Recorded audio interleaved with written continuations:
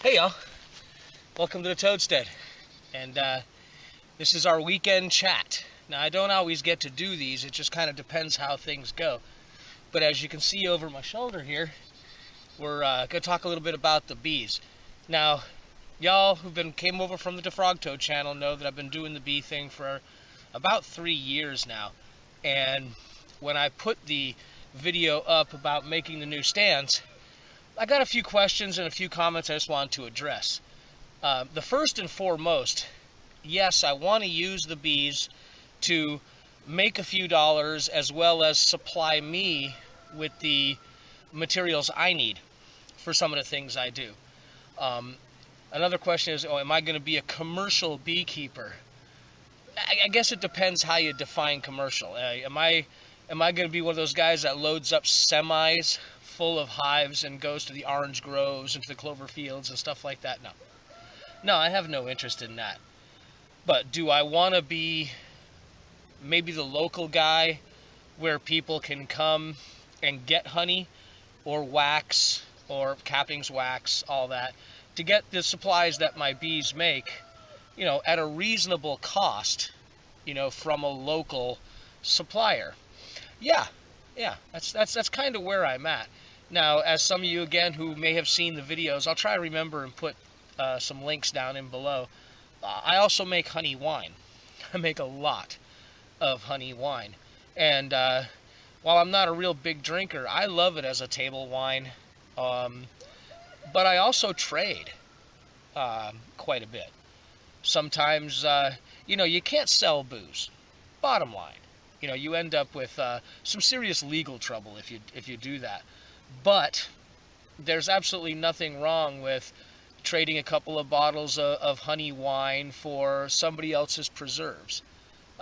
Something some other person makes. Somebody who has a talent or the ability to do something that I don't do. It's another barter item. And yeah, from the whole prepper, SHTF, if that's your bag, yeah, that's something that people are going to want to be able to have.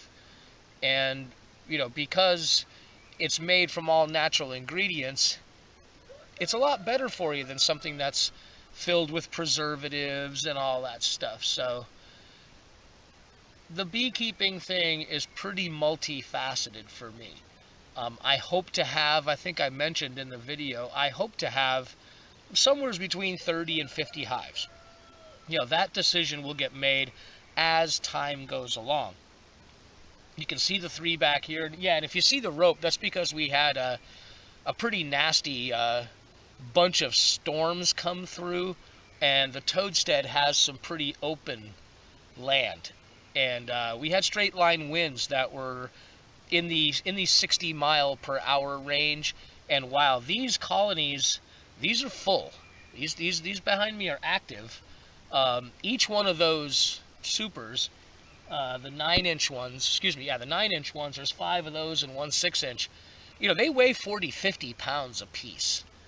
So did I need to tie these down? Hey, maybe not, but it took 5 minutes. No big deal. I just haven't gotten around to taking them off again. We're actually getting very close to swarm season right now, and it won't be long before I crack these open and see what we've got for queen cells and start making plans. If you went over to, I think it's on the Gravy 111 channel, again, I'll try and remember to annotate stuff down below. Papa Les and I built some hive parts because Papa Les is getting into it, and I needed to have more gear in anticipation, for good splits where I could end up with a lot more hives. That video will come out soon. I've got all the pieces to it. I just have to edit it. So that's kind of what this was for. Just let you know what the bee thing is really all about. I'm not going to be a commercial beekeeper, but I hope to be a little bit more than a hobbyist. And just as a side note, anybody who's out there thinking about having beehives, do more than think. Check into it. Ask questions of me. Ask questions of any of the other beekeepers on YouTube.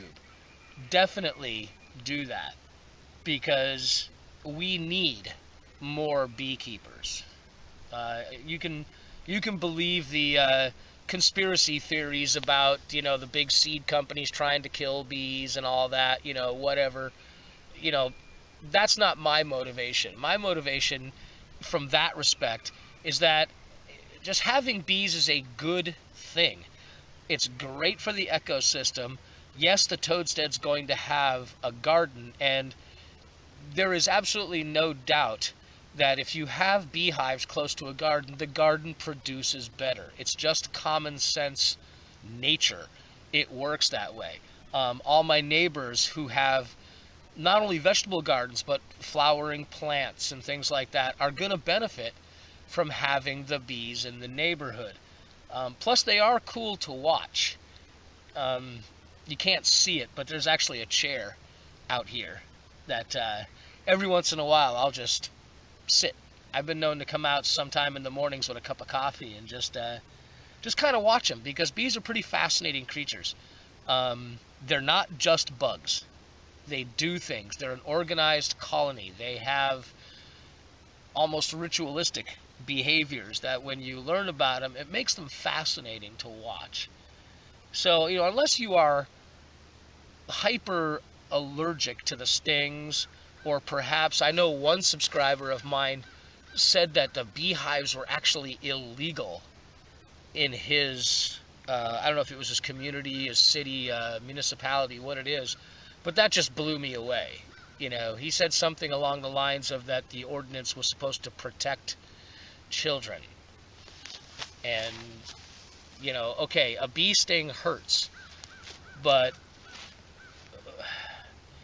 mosquitoes carry so much. I mean, to me, that is so ridiculous. It's difficult for me to even articulate how stupid that is.